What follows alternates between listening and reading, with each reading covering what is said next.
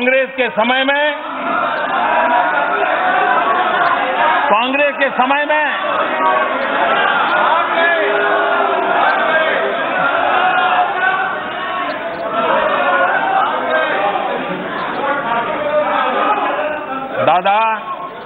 दादा पश्चिम बंगाल के पीड़ित लोग यहां बैठे हैं।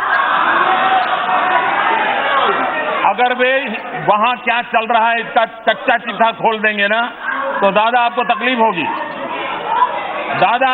होगी। निर्दोष लोगों को किस प्रकार से मौत के घाट उतार दिया जाता है वो बड़ी बात ही जानते हैं लोग।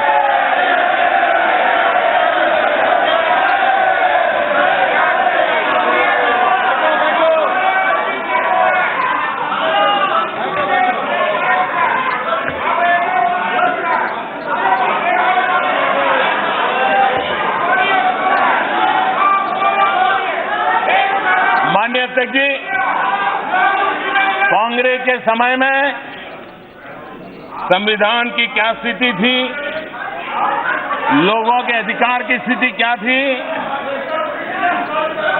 ये मैं जरा इनको पूछना चाहता हूं। अगर संविधान इतना महत्वपूर्ण है जो हम मानते हैं, अगर आप मानते होते तो जम्मू कश्मीर में हिंदुस्तान का संविधान लागू करने में आपको किसने रोका? इसी संविधान के दिए अधिकारों से जम्मू कश्मीर के मेरे भाइयों बहनों को वंचित रखने का पाप किसने किया था? और शशि जी, आप तो जम्मू कश्मीर के दामाद रहे हैं। अरे उन बेटियों की चिंता करते, आप संविधान की बात करते हो। और इसलिए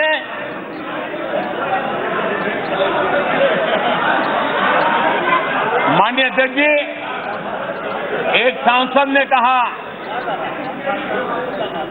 माननीय सांसद ने कहा कि जम्मू कश्मीर ने अपनी आइडेंटिटी खोई है। किसी ने कहा,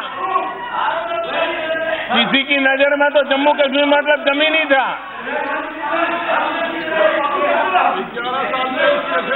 माननीय अध्यक्ष जी, कश्मीर में जिनको सिर्फ जमीन दिखती है, न उनको इस देश का कुछ अंदाज है, न और वो उनकी बौद्धिक दारिद्रता का परिचय करवाता है। कश्मीर ये भारत का मुकुटमणि है। कश्मीर ये भारत का मुकुटमणि है। माननीय अध्यक्ष जी, कश्मीर की आइडेंटिटी बम, बंदूक और अलगाववाद बना दी गई थी।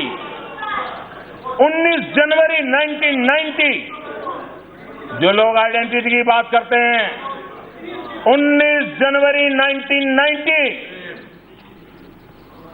वो काली रात, उसी दिन कुछ लोगों ने कश्मीर की आइडेंटिटी को दफना दिया था।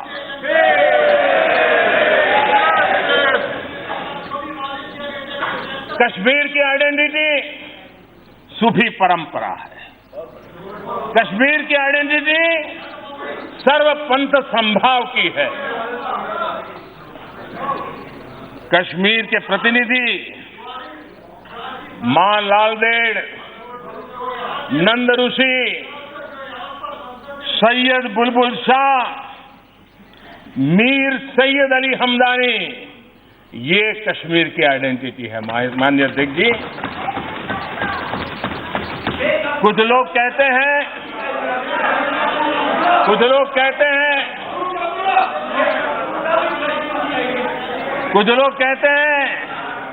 आर्टिकल 370 हटाने के बाद आग लग जाएगी। कैसे भविष्य वेदता है? आग लग जाएगी 370 हटाने के बाद। और आज जो लोग बोलते हैं, मैं उनको कहना चाहता हूं, कुछ लोग कहते हैं कुछ नेता जेल में है, डिगना है, फलाना है, वगैरह वगैरह। जरा मैं इस सदन, ये संविधान की रक्षा करने वाला सदन है, ये संविधान को समर्पित सदन है, ये संविधान का गौरव करने वाला सदन है, ये संविधान के प्रति दायित्व निभाने वाले सदस्यों से बना हुआ सदन है। तब जाकर के मैं सभी मान्य सदस्यों के आत्मा को छूने की आज कोशिश करना चाहता हूं, अगर है तो।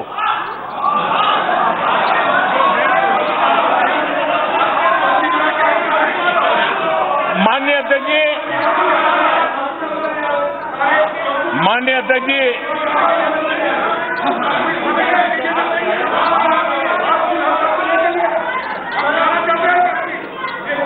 माननीय अध्यक्ष जी, महबूबा मुफ्ती जी ने 5 अगस्त को क्या कहा था? महबूबा मुफ्ती जी ने कहा था, और संविधान को समर्पित लोग जरा ध्यान से सुने। महबूबा मुफ्ती जी ने कहा था, भारत ने, ये शब्द बड़े गंभीर है, उन्होंने कहा था भारत ने कश्मीर के साथ धोखा किया है। हमने जिस देश के साथ रहने का फैसला किया था उसने हमें धोखा दिया है। ऐसा लगता है कि हमने 1947 में गलत चुनाव कर लिया था। क्या ये संविधान को मानने वाले लोग इस प्रकार की भाषा को स्वीकार कर सकते हैं? क्या उनकी वकालत करते हो? उनका अनुमोदन करते हो? उसी प्रकार से श्रीमान उमर अब्दुल्ला जी ने कहा था, उन्होंने कहा था आर्टिकल 370 को हटाना, आर्टिकल 370 को हटाना।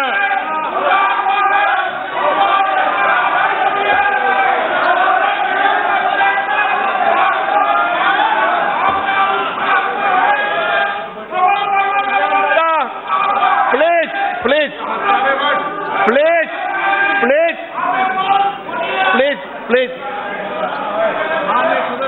माननीय अध्यक्ष जी,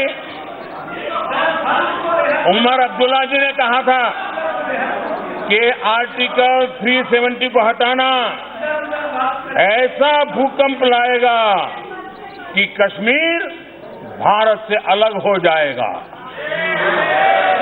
माननीय अध्यक्ष जी, फारूक अब्दुल्ला जी ने कहा था, फारूक अब्दुल्ला जी ने कहा था 370 का हटाया जाना कश्मीर के लोगों की आजादी का मार्ग प्रशस्त करेगा। अगर 370 हटाई गई तो भारत का झंडा फहराने वाला कश्मीर में कोई नहीं बचेगा। क्या इस भाषा से, इस भावना से क्या हिंदुस्तान के संविधान को समर्पित कोई भी व्यक्ति इसको स्वीकार कर सकता है? क्या इसे सहमत हो सकता है? क्या मैं ये बात उनके लिए कह रहा हूं जिनकी आत्मा है।